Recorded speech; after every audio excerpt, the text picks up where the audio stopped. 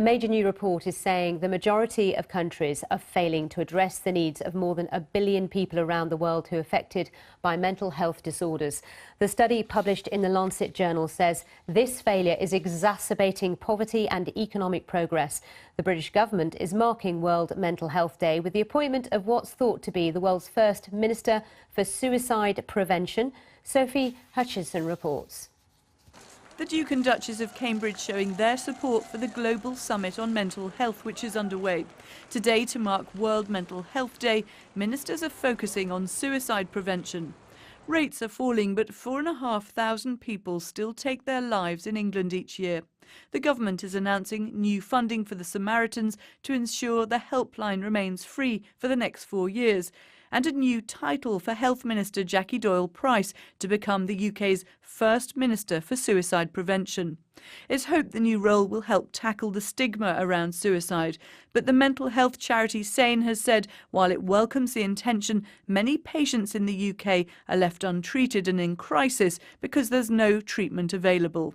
I recognise that the treatment on mental health in the NHS to date has not always been as good as it needs to be. From next year, the government says it will also publish an annual report focusing on young people's mental health. Sophie Hutchinson, BBC News. Well, let's talk some more about this with Geraint Anderson. He's our guest this morning for the briefing, an City of London stockbroker and author of City Boy. And Geraint, you were really keen to talk about this today because this is something you know, you're very familiar with because of people you know, friends you've got. Yeah, it seems like it's a major issue. It's brushed under the carpet in this country a lot. I had 3 friends at school, all of whom suffered mental breakdowns of some kind, I think, which are still affecting them today. I think all 3 of those cases, they were drug-related. And so, you know, that's clearly one of the issues that's causing this to be a bigger and bigger problem. The other, I'm sure things like social media aren't helping as well.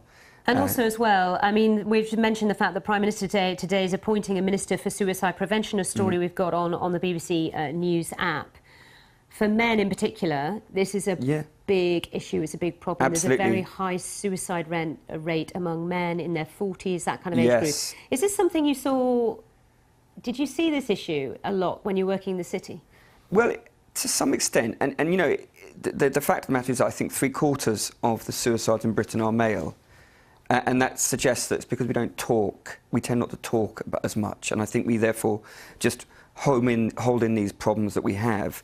And it's such an issue. Or even recognise there is one. Don't even recognise there is one. It tends to be in this country, we do brush things under the carpet and we don't mention it. And actually, it is the biggest cause of death for men under the age of 45 is suicide, which is such an extraordinary statistic. And it's such an extraordinary statistic. And so preventable as well. It could, yes, it could be, with the right care and attention. And I've actually, without giving a needless plug, I'm in the middle of finishing a film called Trick or Treat, which is based on this very subject, this struggle that certain men have as they hit their midlife, as I am right now, 46. And they begin to realise maybe their dreams haven't been fulfilled. They begin to see mortality coming, and it's a struggle for many men. And I'm very pleased that it's being dealt with in some way. All right, thank you very much indeed for now.